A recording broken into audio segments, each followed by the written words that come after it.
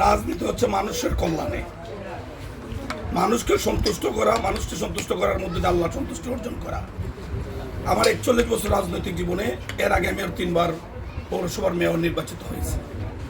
যিনি আমার প্রতিদ্বন্দ্বী প্রার্থী ছিলেন আমার নিকটতম প্রতিবেশী।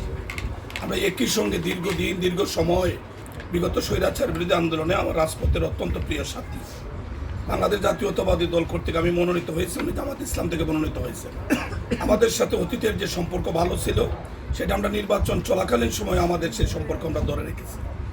গতকালকে উনি আনুষ্ঠানিকভাবে প্রথম আমাকে অভিনন্দন জানিয়েছেন। আমি আজকে সকালের টেলিফোনে ওনার সাথে কুশল বিনিময় করি এবং উনি নিজের থেকে আগ্রহ প্রকাশ করছেন যে ভাই আমি আপনার সাথে বলছি না, আমার দায়িত্ব আপনার বাসায় আসা, এবং ওনার কাছে আসছে। ওনারও নিশ্চয়ই একটা প্ল্যান ছিল যে হবিগঞ্জ, শাস্তাগঞ্জ, লাখায় এই যে আমাদের প্রায় 4.5 লক্ষ ভোটারকে নিয়ে আমি ওনার সাথে কথা বলেছি। যতগুলি ভালো পরিকল্পনা ছিল মানুষের কল্যাণে, মাত্র 5 বছরের জন্য আমরা দায়িত্ব পেয়েছি। আমি মহসিন ভাইকে নিয়ে আরও অন্যান্য প্রতিদ্বন্দ্বী যারা ছিলেন, আরও সমাজের ভালো মানুষ যারা আমাদের হবিগঞ্জকে নিয়ে ভাবনা, সকলের পরামর্শ নিয়ে আমরা জনকল্যাণে যেটা ভালো হয় আমরা সেটাই করবো ইনশাল্লাহ। আর রাজনীতি কোনোদিনই প্রতিহিংসার মধ্যে নেওয়ার কোনো সুযোগ নেই। আমরা রাজনৈতিক কারণে একে অপরের যুক্তি দেবো, পাল্টা যুক্তি দেবো। গণতন্ত্রের সৌন্দর্য হচ্ছে একসঙ্গে পথ চলা। যদি একসঙ্গে পথ চলা যায় তাহলে এটি হচ্ছে গণতন্ত্রের সৌন্দর্য। বিগত ফ্যাসিস্ট সরকার সেই সৌন্দর্য বিনষ্ট করার কারণেই আজকে তারা দেশ ছাড়া, এলাকা ছাড়া, বাড়িঘর ছাড়া। আমরা চাই আবার আমাদের 36 জুলাই আন্দোলনে আমাদের শহীদরা যে স্বপ্ন দেখেছেন একটি নতুন বাংলাদেশ বিনির্মাণে, গতকালকে বাংলাদেশের মানুষ একটি শান্তিপূর্ণ ভোট বিপ্লবের মাধ্যমে একটি বিএনপিকে দায়িত্ব দিয়েছে। আমরা সকলে মিলেমিশে আমরা একসাথে আমাদের শহীদদের সেই স্বপ্ন পূরণ করবো, এটাই আমাদের প্রত্যাশা। আমি কিছুক্ষণ আগে একটা বিবৃতি দিয়েছি, সমস্ত ভোটারদের প্রতি কৃতজ্ঞতা জানিয়েছি যারা আমাদের এই নির্বাচনকে অত্যন্ত অবাধ, সুষ্ঠু, নিরপেক্ষ করতে দায়িত্ব পালন করেছেন। সবার প্রতি আমরা কৃতজ্ঞ।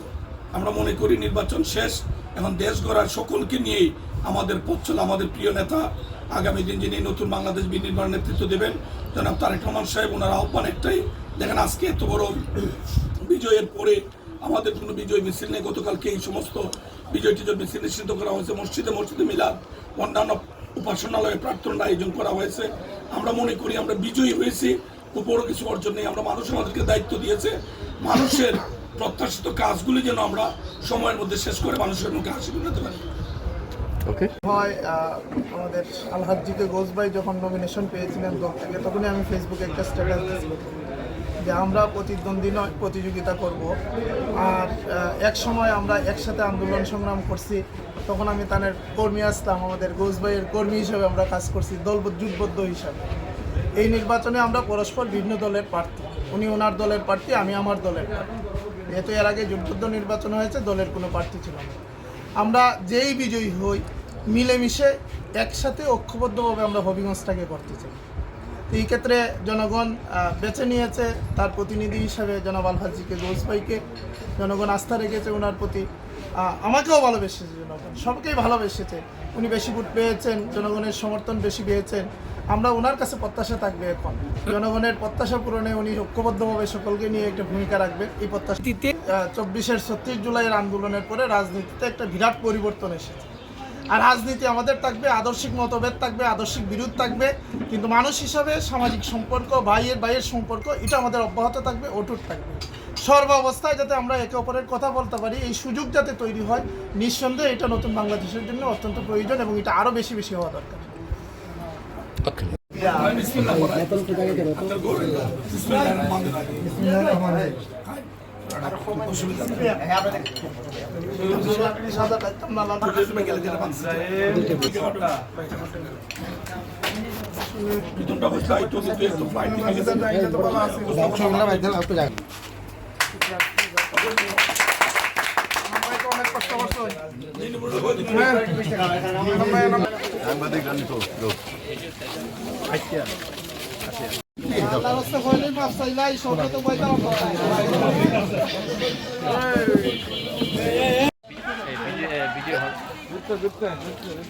সামনে থেকে সরো না।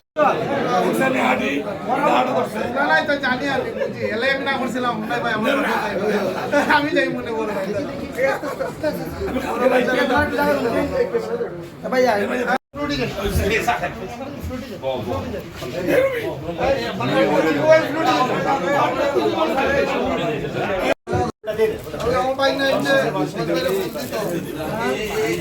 আমার তো মাঠের অবস্থা তো আমার জানা আমরা 70 বছর আসছি না এখন আমরা 70 বছর আগে শুরু করেছি কতটুকু দিব আমরা তো একটা আইডিয়া আছে আমি আমার টার্গেট আমার আছে আমি 50 পাইব 3 কম পাইছি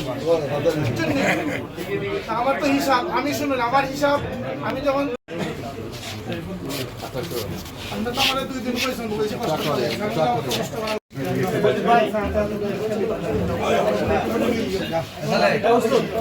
এদিকে ভাই ভাই এদিকে তাকাই না ভাই এদিকে বল ভাই এদিকে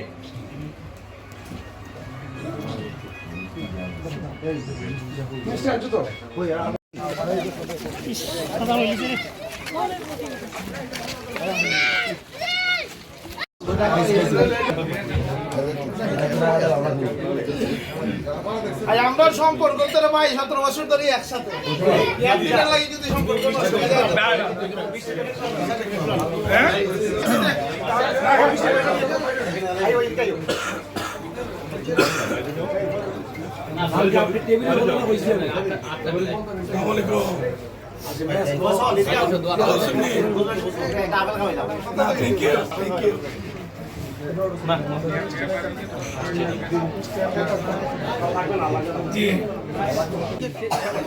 সব নিজের মানুষ নাম্বার যন্ত্র নাই না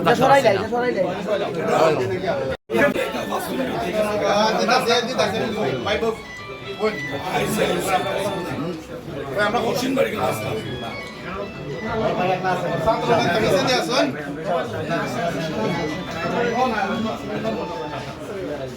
জিনিসটা মনে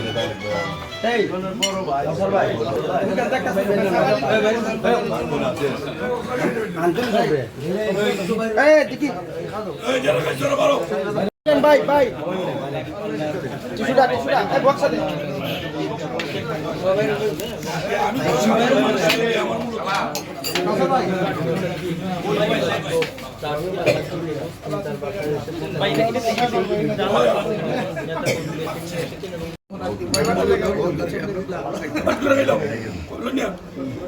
একটা সার্জনের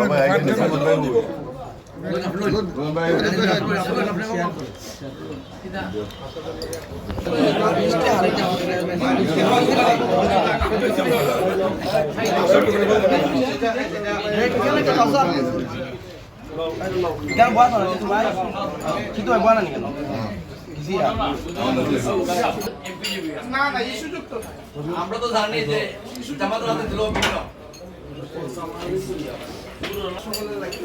যেমন আলাদা ডিপার্টমেন্ট মৌসুমী উপস্থিত আলাদা ডিপার্টমেন্ট আইবা এরপরে সংস্কার হইব তারপরে যদি তাদের চরিত্র ভালো হয় না গাইবা না নাই এমন না আমরা কেউই ফেরেস্তা না আমারও ত্রুটি আছে আপনারও কম বেশি ত্রুটি আছে সবারই কম বেশি কেউ বেশি কেউ কম। আমরা চেষ্টা করি সবাই একটু সংশোধন করার চেষ্টা করবো সংশোধন করি সব ভাই ভাই একটু ইগালি বাবা না ভাই